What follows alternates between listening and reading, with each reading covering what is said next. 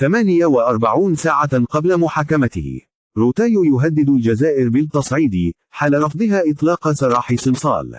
مجددا، هدد وزير الداخلية الفرنسي برونو روتايو الجزائر بالتصعيد إذا لم تفرج على الكاتب الفرنكو-جزائري بوعلام صنصال الذي سيحاكم هذا الخميس بمحكمة الدار البيضاء العاصمة. تصعيد وزير الداخلية الفرنسي يأتي في وقت برزت فيه مؤشرات لعودة العلاقات بين البلدين. وقال روتايو اليوم الثلاثاء خلال نزوله ضيفا على تلفزيون سينوز أنه إما أن يفرج القضاء الجزائري عن الكاتب بوعلام صنصال أو لن يكون أمامنا خيار آخر سوى ترحيل الجزائريين. وأضاف: الأمن الفرنسي أولوية بالنسبة لنا. ليكمل: لقد وجهت لبوعلام صنصال تهم بتوكيله محام يهودي مؤسس في حقه، واتهموه بحب فرنسا كثيرا، وقد خضع لمحاكمة سرية دون محام ودون أن يتمكن من اختيار محاميه. هذا ما يخالف تماما قضاء نزيها. وتتناغم رواية الوزير اليميني المتطرف مع ما يدور لدى بعض الجهات الفرنسية بأن الجزائر رفضت أن يدافع عن صنصال محام يهودي الديانة، وهي القضية التي دحضها المعني بالأمر نفسه يوم محاكمته، عندما أكد للقاضي أنه رفض أن يرافع عنه محام، مؤكدا أنه يريد أن يدافع عن نفسه بنفسه. ونهاية الشهر الماضي أعلن نقيب المحامين الجزائريين بغدادي محمد أن الكاتب بوعلام صنصال قرر التخلي عن دفاعه. وأوضح النقيب بغدادي في حوار لجريدة الوطن ناطقة بالفرنسية أن الكاتب صنصال أخبر قاضي التحقيق أنه استغنى عن دفاعه وهو من سوف يدافع عن نفسه. كما تأتي تهجمات المرشح لخلافة الرئيس إيمانويل ماكرون على رأس حزب الجمهوريين مع بوادر انفراد في الأزمة بين الجزائر وفرنسا والتقارب الذي لمح إليه قائدي البلدين.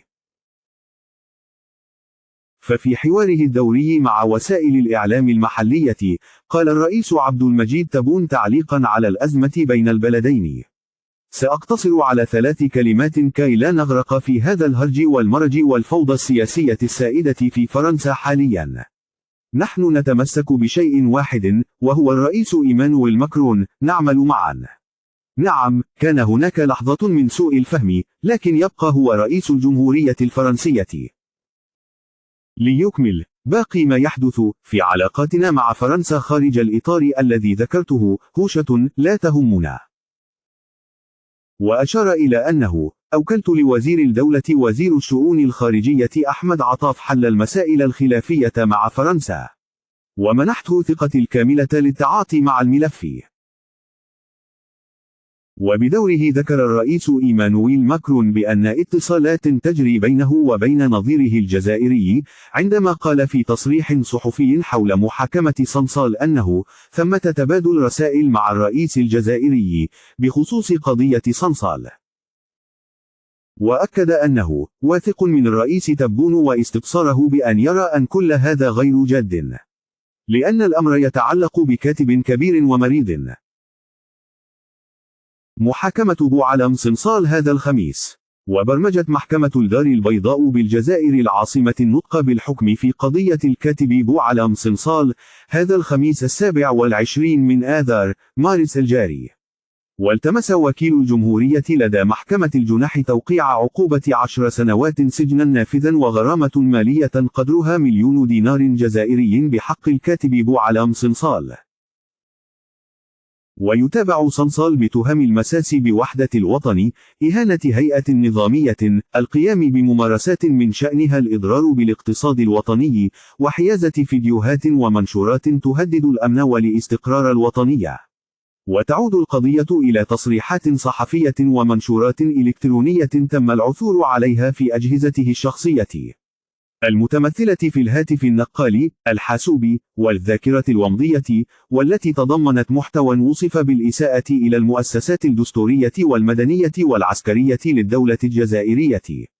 وخلال استجوابه من قبل المحكمة، تمسك أبو علام صنصال الذي بدا في صحة جيدة بإنكاره لأي نية للإساءة إلى الجزائر من خلال منشوراته، معتبرا أنها مجرد تعبير عن الرأي كما يفعل أي مواطن جزائري، مؤكدا عدم إدراكه لما قد تحمله بعض عباراته من مساس بالمؤسسات الوطنية.